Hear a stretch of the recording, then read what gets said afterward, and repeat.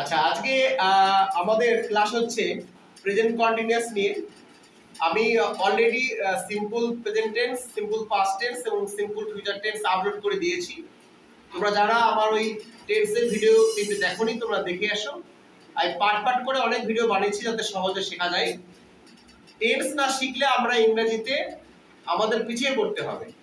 আমাদের বাক্য বানাতে হলে টেন্সটাকে খুব ভালো করে শিখতে হবে এবং এর কনসেপ্টটা বুঝতে হবে। যারা আমার ক্লাস দেখছো, যদি মনে হয় যে ক্লাস ভালো লাগছে, তাহলে তোমরা আমার ক্লাসটা লাইক করবে এবং চ্যানেলটাকে সাবস্ক্রাইব করে রাখবে। অবশ্যই সাবস্ক্রাইব করবে। আজকে আমি প্রেজেন্ট কন্টিনিউয়াস টেন্স শেখাচ্ছি।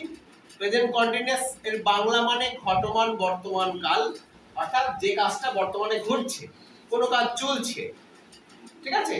তো সেটাকে আমরা বলি প্রেজেন্ট কন্টিনিউয়াস। মনে করো এই মুহূর্তে ফ্যান চলছে, এটাই প্রেজেন্ট কন্টিনিউয়াস একটা বাংলা বাক্য। বাংলা বাক্যগুলি কেমন হয়? ছেলেরা খেলছে, এখন বৃষ্টি পড়ছে, মা রান্না করছে, বাবা মাঠে কাজ করছে, ছেলেরা মাঠে দৌড়াচ্ছে, ছাত্রছাত্রীরা পড়াশোনা করছে। এই ধরনের বাক্যগুলি প্রেজেন্ট কন্টিনিউয়াস এর মধ্যে পড়ে। প্রেজেন্ট কন্টিনিউয়াস এর বাংলা মানে হচ্ছে ঘটমান বর্তমান কাল। আমি আমার এই বোর্ডে অসংখ্য উদাহরণ প্রেজেন্ট কন্টিনিউয়াস থেকে দিয়েছি। গত দিনের আরেকটা ভিডিও প্রেজেন্ট কন্টিনিউয়াস থেকে আপলোড করে দিয়েছি, পার্ট 1। তোমরা যারা সেই ভিডিওটা দেখোনি, অবশ্যই আমার এই ভিডিওটা দেখে এসে পার্ট 2টা দেখবা। এখানে আরো অনেক উদাহরণ দেওয়া রয়েছে। আমি আবারও বলছি, আমাদের আজকের ক্লাস প্রেজেন্ট কন্টিনিউয়াস টেন্স, যার বাংলা মানে ঘটমান বর্তমান কাল। এইবার যে উদাহরণগুলি রয়েছে, সেই উদাহরণগুলি আমরা চলো করি। আচ্ছা, প্রথমে নিয়মটা বলি আর একবার। প্রথমে সাবজেক্ট বসে এই টেন্সে, তারপরে সাবজেক্ট অনুসারে am is are, তারপরে যে ভার্বটা বসবে তার সাথে আমাদের আইএনজি করতে হবে। মনে করো গো, তার সাথে আইএনজি করে গোয়িং লিখতে হবে। বা মনে করো রান, রানের সাথে আইএনজি করে রানিং লিখতে হবে। বা মনে করো কুক, তাহলে কুকের সাথে আইএনজি করে কুকিং লিখতে হবে। Cooking, running, reading, studying, observing, এরকম। তাহলে প্রথমে সাবজেক্ট বসবে, সাবজেক্ট অনুসারে am is are, অর্থাৎ সাবজেক্ট যদি I হয় তাহলে am হবে, সাবজেক্ট যদি he হয় তাহলে is বসবে, সাবজেক্ট যদি they হয় তাহলে are বসবে। তাহলে আর কথা না বাড়িয়ে উদাহরণগুলি পড়লে আরো ভালো বোঝা যাবে। সবসময় উদাহরণের মাধ্যমে আমাদের ইংরেজি পড়তে হবে। প্রথমে লেখা আছে you are going। দেখো you এর পরে are বসেছে, তাহলে you এর পরে am লিখলেও হবে না, you এর পরে is লিখলেও হবে না। ইউ আর গোয়িং মানে তুমি যাচ্ছ।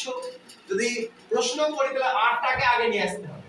তাহলে আর ইউ গোয়িং, তুমি কি যাচ্ছ? এরকম। When are you going, when are you going, তুমি কখন যাচ্ছ? হোয়েন মানে কখন, হোয়েন একটা ডব্লিউএস ওয়ার্ড। তারপরে লেখা আছে আই এর পরে অ্যাম বসে। আই অ্যাম ইউজিং, ইউজ করা মানে ব্যবহার করা। আই অ্যাম ইউজিং ইন্টারনেট, আমি ইন্টারনেট ব্যবহার করছি। এবার আমি যদি বলি যে আমি ইন্টারনেট ব্যবহার করছি না, নেগেটিভ বাক্য হয়ে যাবে I am not using internet.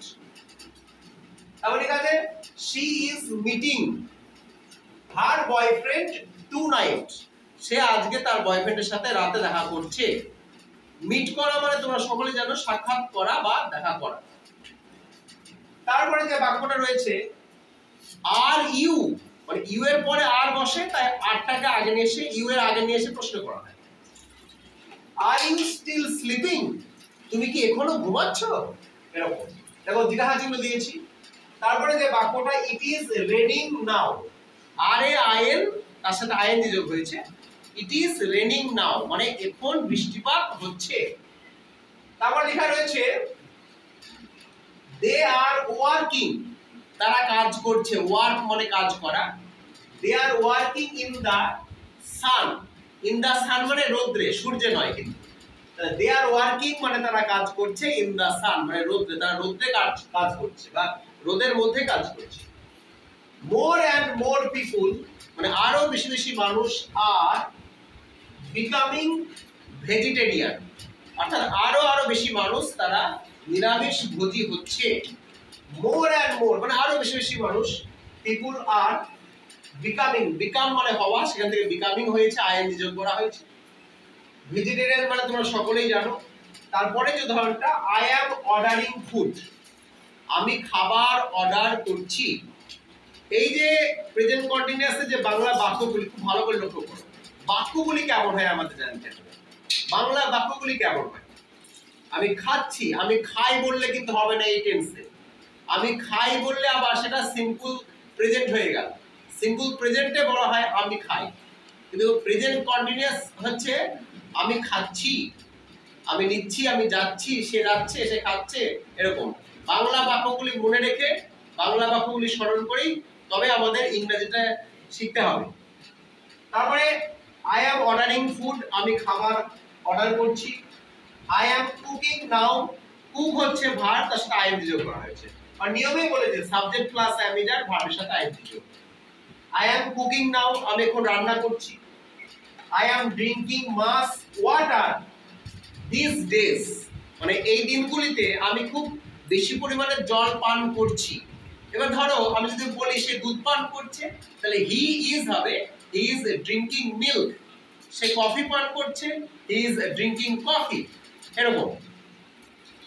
তারপরে শি ইজ গেটিং ফ্যাট, মানে সে মোটা হচ্ছে ডে বাই ডে, দিনের দিনে বা দিন দিন সে মোটা হচ্ছে। The boy is learning to drive, ছেলেটি গাড়ি চালানো শিখছে। লার্ন মানে শেখা।